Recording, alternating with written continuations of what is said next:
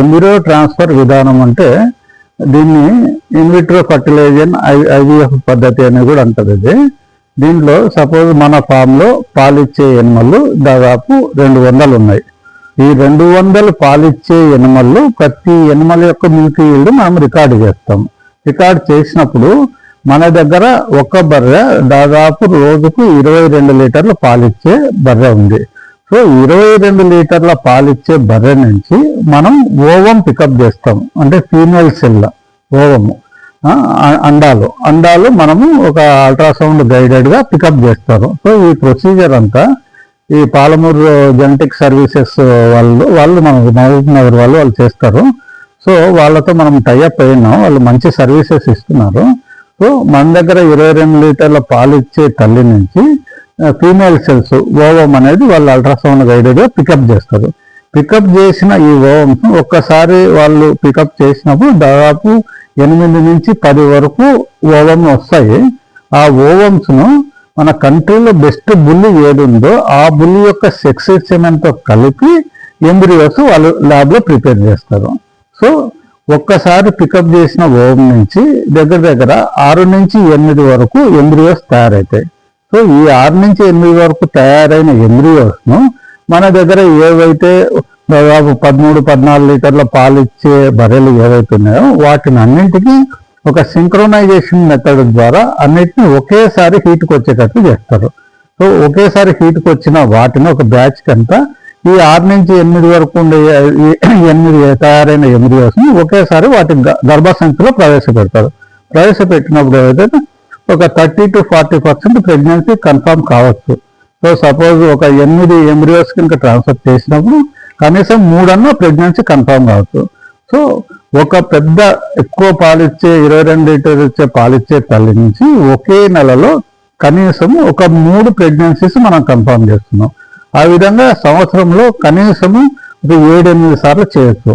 7-8 సార్లు చేసినప్పుడు ఏమవుతాయంటే ఒకే సంవత్సరం 22 లీటర్ల పాలిచ్చే తల్లి నుంచి దాదాపు 20 అదే క్యాలిబర్ ఉండే దూడలు మనం పుట్టేదానికి ఆస్కారం ఉంది.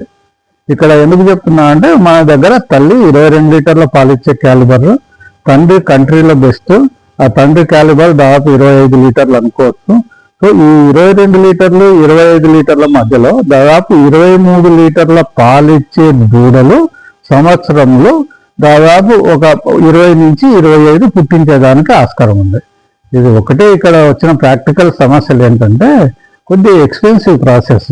అంటే వాళ్ళు సర్వీస్ ప్రొవైడర్స్కి మనం సర్వీస్ ఛార్జెస్ పే చేయాలి. మన దగ్గర డోనార్ మదర్ ఉండాలి. డోనార్ మదర్ అంటే 22 లీటర్ల పాలిచ్చే మదర్ ఉండాలి. తర్వాత కంట్రీలో బెస్ట్ బుల్ సెక్స్ సెమెన్ మన దగ్గర అందుబాటులో ఉండాలి. సో ఈ సర్వీసెస్ అన్ని తీసుకున్నప్పుడు ఇప్పుడు ప్రస్తుతానికి మనకు కొద్దిగా ఖర్చు అనిపించినా కానీ నెక్స్ట్ జనరేషన్స్ మాత్రం చాలా ఎక్సలెంట్ జనరేషన్స్ వస్తాయి. సో ఈ విధంగా మనం ఈ అధునాతన పద్ధతి ద్వారా మనం డెవలప్ చేసి మన దేశంలోనే అతి ఎక్కువ పాలు దిగుబడి ఇవ్వగలిగిన దూడలను మనం డెవలప్ చేయాలనేది మన ఆకాంక్ష. సరే, ఇప్పుడు ఈ ప్రాసెస్ అంతా అంత ఈజీ కాదు కదా సార్. అంటే అమౌంట్ పరంగా కానీ చాలా విధంగా కొంచెం రిస్కేనే కదా. ఇప్పుడు చిన్న చిన్న డైరీ ఫార్మ్స్ వాళ్ళు ఇంటికాడే పెట్టుకొని చేసుకునే వాళ్ళు ఇవంతా వాళ్ళు హ్యాండిల్ చేయగలుగుతారు. అవన్నీ వాళ్ళు ఇండివిజువల్గా చేయడం అంటే కష్టం అవుతుంది. సపోజ్ మన ఫామ్కు చుట్టుపక్కల ఏవైనా కనుక ఫామ్స్ ఉంటే ఈ సింక్రనైజేషన్ ఏదైనా డేట్స్ మనకి ఇచ్చినప్పుడు వాళ్ళ దగ్గర ఏదైనా గర్భం ఇంకా రానిది ఏదైనా ఉంటే వాటిని ఈ ప్రొసీజర్లోకి తీసుకొని రావచ్చు. సపోజ్ ఒక రైతు దగ్గర ఒక 4 ఉంటాయి, ఇంకొక రైతు దగ్గర 2 ఉంటాయి. మొత్తం ఒక బ్యాచ్కి కనీసం ఒక 20 అన్న మనం ఎనిమల్స్ సెలెక్ట్ చేసి పెడితే ఆ బ్యాచ్లో 20 ఎనిమల్లకు అన్నిటికీ ఒకేసారి మన ఫామ్ దగ్గరికి తీసుకొచ్చారంటే 20 ఎనిమల్లకు ఒకేసారి ఆ సర్వీస్ ప్రొవైడర్స్ ఎంబ్రియో ట్రాన్స్ఫర్ చేసేదానికి ఆస్కారం ఉంటుంది. సో ఇది ఒక గ్రూప్ లాగా తయారై సర్వీసెస్ తీసుకునేదానికి అవకాశం ఉంటుంది. దీంట్లో ఏమంటే ప్రజలకు ఒక అవగాహన ఉండాలి, ఖర్చు పెట్టుకోగలిగి ఉండాలి. ఖర్చు పెట్టుకోవాలంటే ఒక ఎంబ్రియో ట్రాన్స్ఫర్ చేసేదానికి వాళ్ళు సర్వీస్ ఛార్జెస్ దాదాపు 7,000 వరకు తీసుకుంటారు. సో 7,000 రూపాయలు ఒక ట్రాన్స్ఫర్కు 7,000 రూపాయలు ఖర్చు అవుతుంది. సో ఇది ఎంబ్రియో ట్రాన్స్ఫర్ ఛార్జ్ మాత్రమే, గర్భం వస్తుందా రాదా అనేది సంబంధం లేదు. సో ఈ ఛార్జెస్ 2 రకాలుగా ఉంటాయి. ఈచ్ ప్రెగ్నెన్సీకి అనేది ఒక ఛార్జ్ ఉంటుంది, లేదంటే ఈచ్ ఎంబ్రియో ట్రాన్స్ఫర్కి అనేది ఒక ఛార్జ్ ఉంటుంది. ఈచ్ ప్రెగ్నెన్సీ లాగా మనం మాట్లాడుకుంటే దాదాపు 25,000 నుంచి 30,000 వరకు వాళ్ళు ఛార్జ్ చేస్తారు. సో ఒక గర్భం కన్ఫామ్ కావాలంటే 25,000 నుంచి 30,000 వరకు ఖర్చు అవుతుంది. లేదు మనం గర్భం వస్తుందా లేదా సంబంధం లేదు, కేవలం ఎంబ్రియో ట్రాన్స్ఫర్ చేస్తే చాలనేటట్టు దాదాపు 7,000 వరకు ఖర్చు అవుతుంది.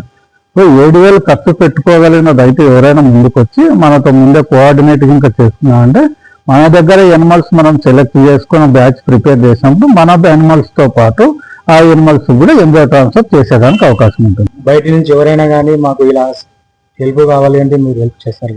చేయొచ్చు, సమస్య ఏం లేదు, ఇబ్బంది ఏం లేదు. అంటే వాళ్ళు ఎందుకంటే 1-2 ఉన్న వాళ్ళు ఇది అనుకున్నంత చిన్న విషయం కాదు. ఇప్పుడు మీకు దీని సబ్జెక్ట్ ఉంది కాబట్టి ఓకే సార్. ఇప్పుడు కొంతమందికి దీని మీద పెద్ద అవగాహన ఉండదు. వాళ్ళకు కేవలము చేయించాలనే కోరిక ఉంటే చాలు. చేయించాలన్న కోరిక ఉంటే మేము వాళ్ళకు అవగాహన కలిగిస్తాము, ఏ టైంలో ఏం చేయాలనేది కూడా తెలియజేస్తాము.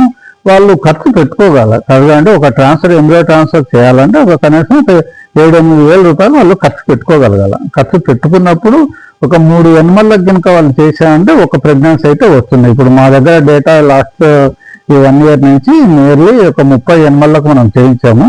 30లో 11 ప్రెగ్నెన్సీస్ పాజిటివ్ వచ్చాయి. ఇప్పుడు ఆల్రెడీ కన్ఫర్మ్ ప్రెగ్నెన్సీ ఉన్నాయి. నెక్స్ట్ మంత్ నుంచి డెలివరీలు కూడా స్టార్ట్ అవుతాయి.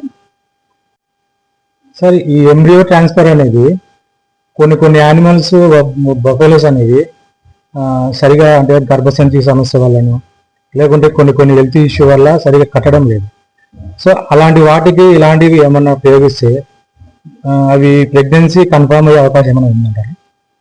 కొద్దిగా అవకాశాలు అయితే పెరగచ్చు. ఏ విధంగా పెరుగుతాయంటే వీళ్ళు అల్ట్రాసౌండ్ ఎగ్జామినేషన్ చేస్తారు. అల్ట్రాసౌండ్ ఎగ్జామినేషన్ చేసినప్పుడు లోపల యాక్చువల్గా ఆ ఎనిమల్కి ఏ సమస్య ఉందనేది వాళ్ళకు ఒక కంక్లూజన్ వస్తుంది, తెలుస్తుంది. తెలిసినప్పుడు ఆ సమస్యను బట్టి వాళ్ళు కొద్దిగా వైద్యం చేస్తారు. సమస్యకు తగ్గ వైద్యం ఇచ్చినప్పుడు సో ఆ సమస్య సాల్వ్ అయిపోయినప్పుడు మళ్ళీ గర్భం వచ్చేదానికి అవకాశం ఉంటుంది. ఇంకొకటి ఏమంటే ఇక్కడ సింక్రోనైజేషన్ ప్రొసీజర్లో ప్రాగ్మా అనే ఇంజెక్షన్ ఇస్తారు, ప్రోస్టాగ్లాండిన్ ఇంజెక్షన్ ఇస్తారు. ప్రోస్టాగ్లాండిన్ ఇంజెక్షన్ వేసినప్పుడు ఓవులేషన్ జరిగేదానికి అంటే సైకిల్స్ రెగ్యులరైజ్ అయ్యేదానికి ఆస్కారం ఉంటుంది. అంటే మెన్స్ట్రువల్ సైకిల్స్ రెగ్యులరైజ్ అయ్యి ఓవులేషన్ రెగ్యులర్గా జరిగేదానికి కొద్దిగా ఆస్కారాలు పెరుగుతాయి. సో మిగతా మీరు అన్ని మెథడ్స్ ఫెయిల్ అయినప్పుడు ఈ మెథడ్ ద్వారా ట్రై చేయొచ్చు. సో అన్ని మెథడ్స్ ఫెయిల్ అయ్యి అంటే ప్రెగ్నెన్సీ తెప్పించేదానికి ఉండే మెథడ్స్ అన్ని ఫెయిల్ అయ్యి ఈ మెథడ్కు పోయినప్పుడు వీటిలో కనీసం ఒక 30-40% అటువంటి ఎనిమల్ సక్సెస్ అయ్యేదానికి అవకాశం ఉంటుంది. ఈ మెథడ్ కూడా ఫెయిల్ అయిందంటే ఇంకా నా ఎనిమల్ను ప్రెగ్నెన్సీ తెప్పించడం ప్రాక్టికల్గా ఇంపాసిబుల్ అని అనుకోవచ్చు. ఇప్పుడు ఎవరైనా మీ దగ్గరకు వచ్చి సార్ ఇలా మాకు కావాలి హెల్ప్ అంటే మీరు ఖచ్చితంగా హెల్ప్ చేస్తారు కదా?